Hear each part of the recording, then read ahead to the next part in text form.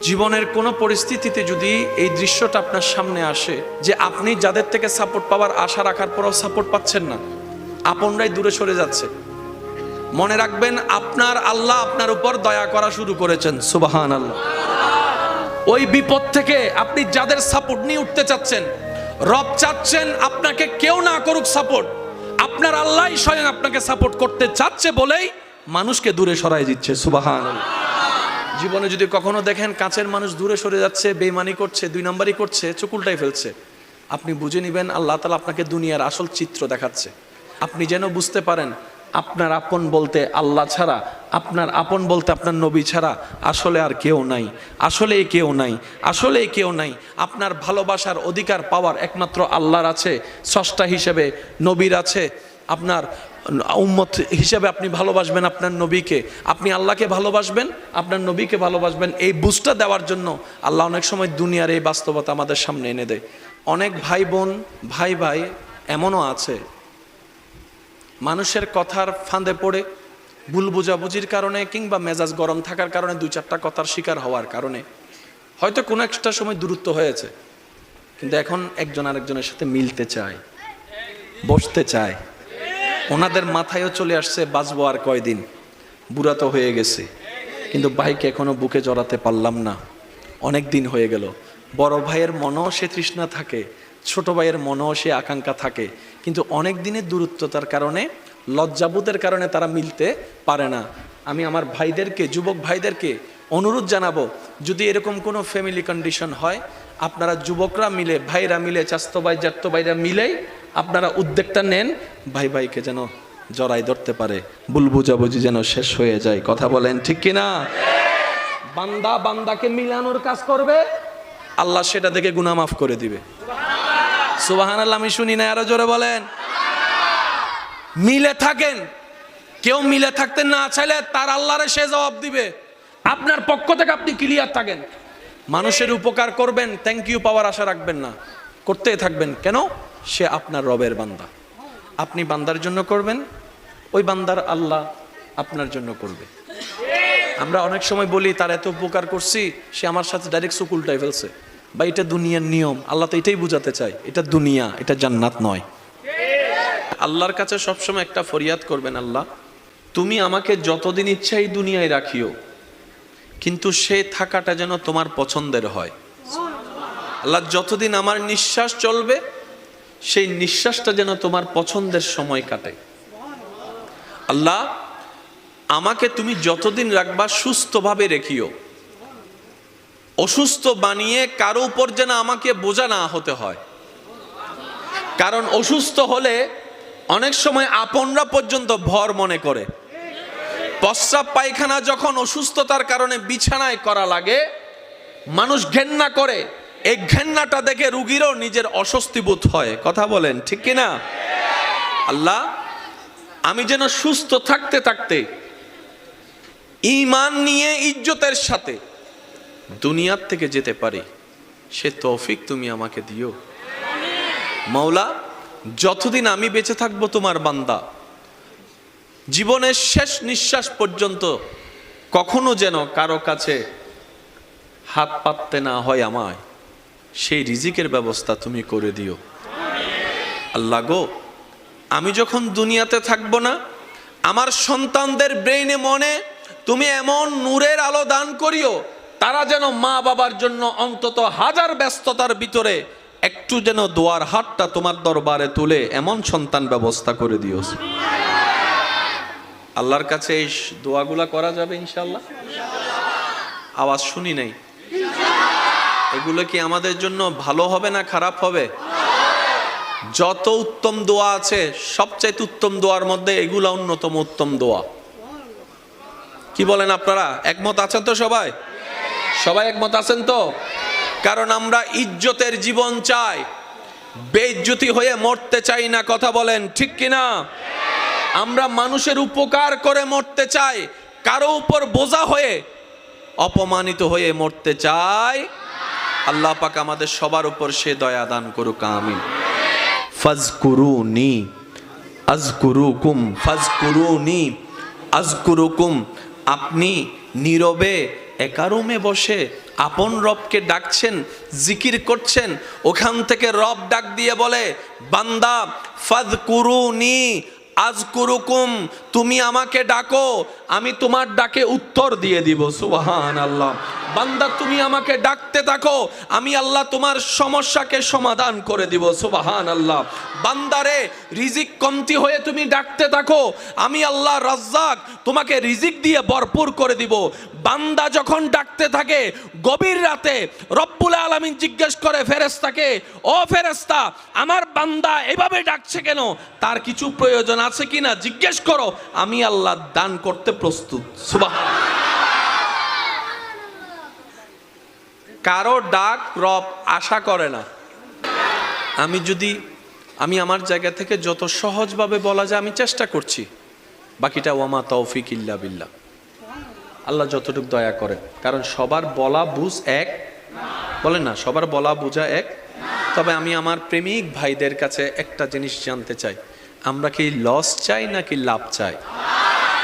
বেইজ্জত চাই না ইজ্জত চাই? অশান্তি চাই না শান্তি চাই? মাথা নিচু করে বাঁচতে চাই নাকি মাথা উঁচু করে বাঁচতে চাই? এই জিনিসগুলা যাদের দরকার, আজকের আলোচনা তাদের জন্য। সুবহানাল্লাহ বলেন। ঠিক বললে সওয়াব হবে কিনা আমার জানা নাই, কিন্তু সুবহানাল্লাহ বললে কল্পনার বাইরে সওয়াব।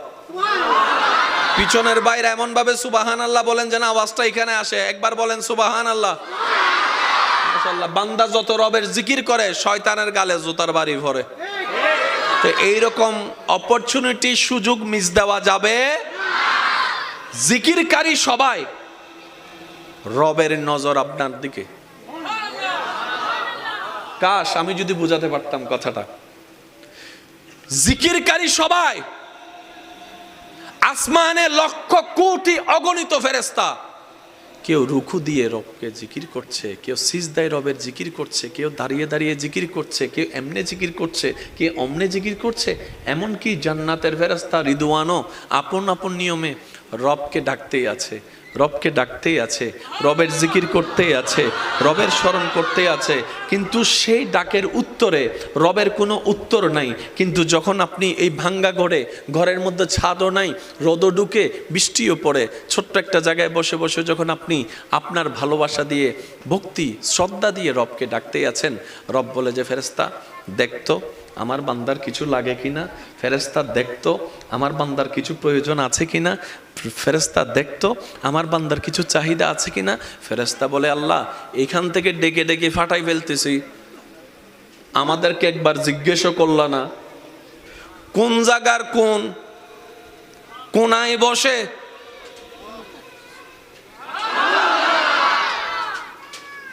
আশেকদের একটু মনের কানটা চাচ্ছি। পুরা সৃষ্টি জগতে পৃথিবী অনেক বড়, কিন্তু সূর্যের সামনে পৃথিবীকে রাখলে একটা ডিমের মতো। ওই বিশ্বজাহানের স্রষ্টা ফেরেশতাকে বলছে দেখতো আমার বান্দার কিছু লাগে কিনা। এবার ফেরেশতাই বলে, আল্লাহ সিদরাতুল মুনতাহায় তোমাকে জিকির করা হয়, প্রথম আসমান দ্বিতীয় আসমান সব জায়গায় তোমার জিকির, সূর্য করে তোমার জিকির, চন্দ্র করে তোমার জিকির, নেপচুন করে তোমার জিকির, প্লুটো করে তোমার জিকির, গ্যালাক্সি করে তোমার জিকির, এত সৃষ্টি তোমার জিকির করে,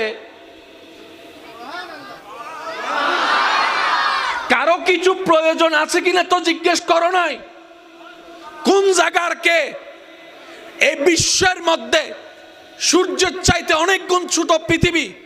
এই পৃথিবীর মধ্যে কিছু দেশ, কিছু মহাদেশ বাংলাদেশকে গিলে খেয়ে ফেলতে পারবে এমন অনেক মহাদেশ আছে। এত বড় বড় মহাদেশের চাইতে ছোট একটা দেশ, এই দেশের 64 জেলার একটা জেলা, এই চট্টগ্রামের এতগুলা থানার একটা থানা। জোরে বলেন, আরো জোরে। এই থানার এতগুলা জায়গার মধ্যে একটা জায়গার কোণার মধ্যে বসে আছে, আর তুমি ওখান থেকে শুনছো। রব বলে যে ফাজকুরুনি আযকুরুকুম, আমি ওয়াদা করেছি আমার বান্দার সাথে, বান্দারে তোর ডাকতে দেরি হবে, আমি রবের উত্তর দিতে দেরি হবে না। ফাজকুরুনি ফাজকুরুনি ফাযকুরুনি, বান্দা তুই আমাকে বিপদে পড়ে স্মরণ কর। আযকুরুকুম, আমি তোকে বিপদ থেকে উদ্ধার করার মাধ্যমে স্মরণ করব। সুবহানাল্লাহ। ফাযকুরুনি, পারিবারিক অশান্তি হলে আমাকে একবার স্মরণ কর। আযকুরুকুম, শান্তি দিয়ে আমি আল্লাহ তোকে স্মরণ করব। সুবহানাল্লাহ। ফাযকুরুনি, তুই অভাবে পড়ে স্মরণ কর। আযকুরুকুম, আমি সচ্ছলতা দিয়ে তোকে স্মরণ করব। ফাযকুরুনি, তুই অসুস্থ হয়ে স্মরণ কর। আযকুরুকুম, আমি আল্লাহ তোকে সুস্থতা দান করে স্মরণ করব। সুবহানাল্লাহ। ফাযকুরুনি, বান্দারে তুই ঋণের মধ্যে পড়ে আমাকে স্মরণ কর। আযকুরুকুম, ঋণ থেকে মুক্তি করার মাধ্যমে আমি আল্লাহ তোকে স্মরণ করব। ফাযকুরুনি, মজলুম হয়ে অত্যাচারিত যদি হস তুই আমাকে স্মরণ কর। আযকুরুকুম, ন্যায় বিচার করে এর মাধ্যমে আমি আল্লাহ তোকে স্মরণ করব। সুবহানাল্লাহ। ফাযকুরুনি, আশেপাশের পরিবার বাহিরের মানুষের অত্যাচারে পড়ে তুই কষ্ট পেয়ে আমাকে স্মরণ কর। আযকুরুকুম, আমি সেই কষ্টটাকে শান্তিতে রূপান্তর করে তোকে স্মরণ করব, তোকে স্মরণ করব, তোকে স্মরণ করব। বান্দারে তুই সারাটা জীবনে হাজার ব্যস্ততার ভিতরে আমি রবকে স্মরণ করার জন্য কিছু কিছু সময় তুই বের করে নে। আমি আল্লাহ কিছু সময় বরাদ্দ করে দিলাম, যেমন 5 ওয়াক্ত নামাজ। এইভাবে তুই স্মরণ কর। ব্যবসার মাঝে তুই স্মরণ কর, চাকরির মাঝখানে তুই স্মরণ কর, রান্নার মাঝখানে তুই স্মরণ কর, কাপড় ধোয়ার মাঝখানে তুই স্মরণ কর, চলাচলের মাধ্যমে তুই স্মরণ কর, হাঁটার মধ্যে তুই আমাকে স্মরণ কর, বসার মধ্যে স্মরণ কর, শোয়ার মধ্যে স্মরণ কর, খাওয়ার আগে স্মরণ কর, খাওয়ার পরে স্মরণ কর। বান্দারে তুই যদি কোনো রকম দুনিয়ার ব্যস্ত সময়ের অল্প জীবনে আমাকে স্মরণ করতে করতে নবীর প্রেম নিয়ে যদি স্মরণ করতে করতে কবরে আসতে পারস, যে কবরে তোরে কেউ মনে রাখবে না, আমি আল্লাহর রহমত সেখানে তোকে স্মরণ করব। হাসরও স্মরণ করব। Deal final. দোকান থেকে জিনিস নেয় কিভাবে? টাকা দেয়, জিনিস। আর কোন ঝগড়া আছে? রব বলে যে তুই এখানে স্মরণ কর, পিছন পর্যন্ত আমি ওইখানে স্মরণ করব। তুই আমার এখানে মনে রাখ, আমি তোর ওইখানে মনে রাখবো। তুই এখানে আমার জন্য কর, ওইখানে আসলে আমি তোর জন্য করব। ডিল। ইন্নামা তারাজু রহম ফরিব। Deal, deal. এই ডিলটাকে যারা ডিলে রেখে কবরে যেতে পারে, ইজ্জত তাদের জন্য, রহমত তাদের জন্য, সম্মান তাদের জন্য, নবীর সুপারিশ তাদের জন্য।